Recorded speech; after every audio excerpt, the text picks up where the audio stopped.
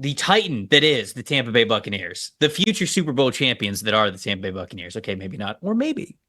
We'll figure it out. Broncos kind of struggling heading into Tampa, so tough game for them. Tough timing for them. It could be a little bit of a trap game for the Bucs. I don't know. It feels like the Broncos could play better, certainly, than they have been. What is your matchup that matters here, Carmen? Yeah, I have Broncos corners and Bucs wide receivers because I think that that's going to be the biggest hurdle for the Broncos to clear. And it is probably the Broncos' best unit. You have Pat Surtain going up against Mike Evans, Chris Godwin. Denver doesn't really have an offense, so it's not going to take that many points to beat them at this point. Famous last words, I suppose. But the Broncos but because of Pat Surtain almost exclusively, the Broncos have allowed the fourth fewest passing yards through week 2. Chris Godwin, Mike Evans present a really great tandem. Chris Godwin looks like the old Chris Godwin. 91.7 overall PFF grade. He's got 200 receiving yards, 112 yards after the catch. And that is the most encouraging part to me about Chris Godwin's play this season so far, is that it does really look like he has passed this knee injury. I think a lot of us were wondering last year if we were ever going to see the same Chris Godwin again. He is playing fearless. He is going for those extra yards like we got so used to him doing prior to his knee injury. 12 catches for a first down. This is Baker's go-to guy when he needs a first down. And he's not technically the Bucs' number one receiver because, oh, by the way, that's Mike Evans, who ties for first in the league right now with 2 red zone touchdowns. So we know that Mike Evans is a red zone god because of his length and his, the F it, Mike Evans is down there somewhere type attitude that Baker can have. But that's going to be a tall task for Pat Surtain in general, just because I don't even know who you put him on then.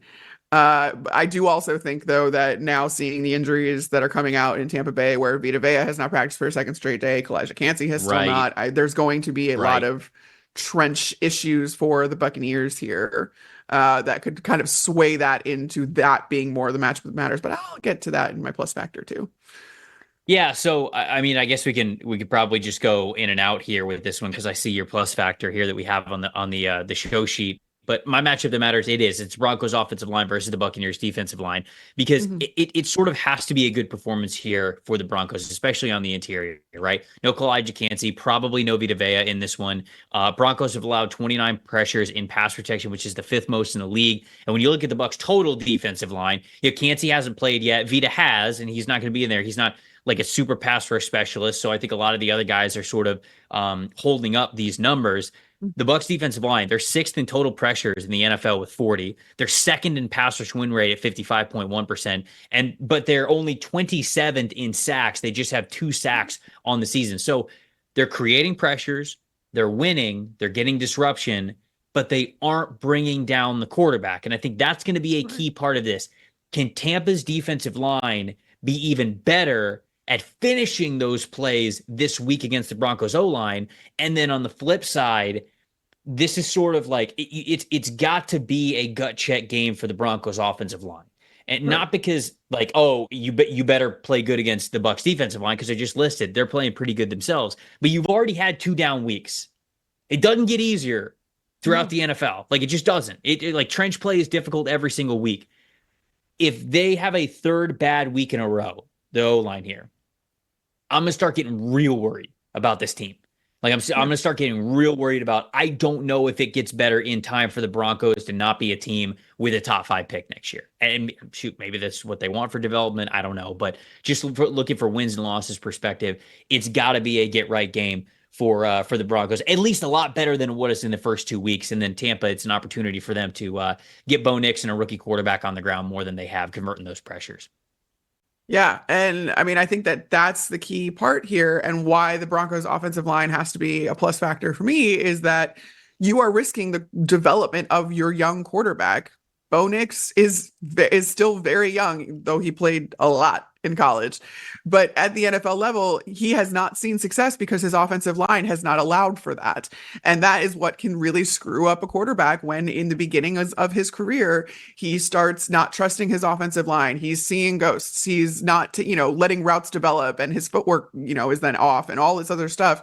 It just breeds bad habits out of quarterbacks or into quarterbacks, I should say, when they cannot rely on their offensive line in these crucial beginnings of their NFL careers. And so this is an absolutely opportunity for the Broncos offensive line to get right again against a Bucs defensive front that is extremely hurt. Although judging from that game in Detroit, it doesn't seem to matter. You talk about simulated pressures and you talk about some creative blitz packages and all that kind of stuff. That is synonymous with Todd Bowles. Todd Bowles is going to figure out a way to get to Bo Nix, whether or not that deals with the defensive front, whether or not that even results in sacks. He is going to disrupt a young quarterback. And the narrative that the Bucs make all-stars or all-pros out of rookie quarterbacks is gone by the wayside since Todd Bowles took over as head coach. And he has been able to do, you saw what he did with Jaden Daniels in week 1. He is going to go after Bo Nix, whether that is up front or even on the back end, and trying to force Bo Nix into some really bad situations and force him into some bad decisions. My plus factor in this one, and I don't know.